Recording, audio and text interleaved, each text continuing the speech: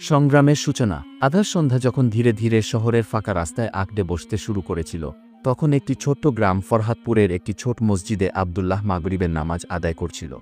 তার চোখে ছিল এক অদম্য আশা, হৃদয়ে ছিল ঈমানের দীপ্তি, কিন্তু জীবনের বাস্তবতা ছিল কঠিন, একটি জীবনের সংগ্রাম যেখানে প্রতিটি নিঃশ্বাসে ছিল কষ্ট ও তীব্র দুর্ভোগের ছোঁয়া। আবদুল্লাহ ছোট থেকেই জানতেন, জীবনের প্রতি মুহূর্তে কষ্ট আর দুর্ভোগের মাঝে আল্লাহর রহমত অপেক্ষা করে থাকে। তার বাবা বহুদিন ধরে অসুস্থ, আর মায়ের চলমান পরিশ্রম যেন পরিবারের প্রতিটি কোণে আলো ছড়ায়। যদিও তাদের হাতে ছিল কম, কিন্তু তাদের আস্থায়, তাদের আশা ও তাদের দোয়ায় ছিল অপরিসীম শক্তি। প্রতিদিন ফজরের আজানে ঘুম ভেঙে উঠে যখন গ্রামের ঘরে ঘরে ফুফুরে উঠত মসজিদের আহ্বান, আবদুল্লাহ নিজেও কীর্তি করতেন, আল্লাহু আকবার, আল্লাহু আকবার।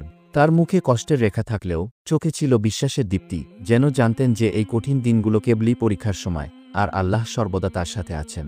গ্রামের মানুষেরা সবাই একে অপরকে সাহায্যের হাত বাড়িয়ে দেন। গ্রামের ছোট্ট মসজিদে প্রতিদিন একত্রিত হয়ে তারা একসাথে দোয়া করে একে অপরের কষ্ট ভাগ করে নেন। আবদুল্লাহ ও তার পরিবার ও এর ব্যতিক্রম ছিল না।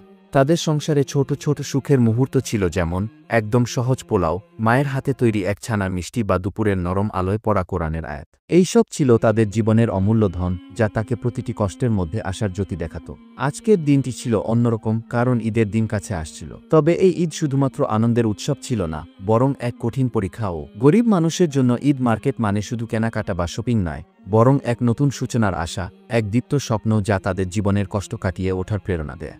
আবদুল্লাহ যে দিনগুলোতে নিজের যত্ন নিতে পারতেন না, সেই দিনগুলো ফিরে এসে তাকে আরও মনোযোগ দেওয়ার আহ্বান জানাত। তার জীবনের কঠিন সময়ের মধ্যে যখন সবকিছু হারানোর মতো মনে হতো, তখন তার মনে জন্ম নিত এক নতুন সজাগতা।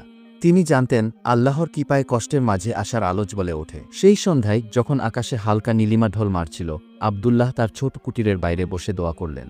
তার চোখে অশ্রু, কিন্তু মনে ছিল দ্বীপ। তিনি মনে মনে বললেন, হে আল্লাহ, এই কষ্টের সময় আমাকে দয়া করেন, যাতে আমি আপনার পথে অবিচল থাকি এবং এই কঠিন বাস্তবতার মাঝে শিখতে পারি সেই সত্যিকারের সুখ যা শুধুমাত্র আপনার রহমতে নিহিত।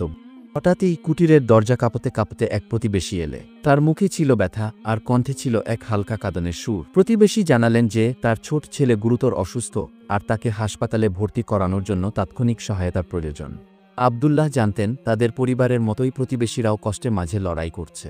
সে মুহূর্তে আবদুল্লাহর মনে এক নতুন সজাগতা জাগ্রত হল। তিনি বুঝলেন, এই জীবনের প্রতিটি কষ্ট, প্রতিটি দুঃখের পেছনে আল্লাহর এক নিঃস্বার্থ পরীক্ষা লুকিয়ে আছে, যা আমাদের শিক্ষা দেয় নম্রতা, সহানুভূতি ও পরোপকারের।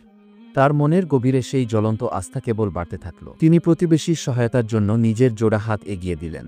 যদিও তার হাতে ছিল অল্প পরিমাণ টাকা, কিন্তু তিনি তা দিয়ে প্রতিবেশীর ছেলেকে হাসপাতালে ভর্তি করানোর ব্যবস্থা করলেন। সেই ছোট সহায়তাই ছিল এক বিশাল পর্বতভাঙ্গা মুহূর্ত, যেখানে মানবতার আসল চেহারা ফুটে উঠেছিল। আবদুল্লাহ জানতেন, জীবনের এই সংগ্রাম, এই কষ্টের মাঝে ছোট ছোট পরোপকারই পরবর্তীতে বড় পরিবর্তনের বীজ রোপণ করে। তার মনে জেগে উঠল এক অদম্য শিক্ষা, যে কোনো পরিস্থিতিতেই যদি আমরা একে অপরকে সাহায্যের হাত বাড়িয়ে দেই, তাহলে তা আমাদের নিজেদের হৃদয়কে আলোকিত করে এবং আমাদের ঈমানকে আরও দৃঢ় করে।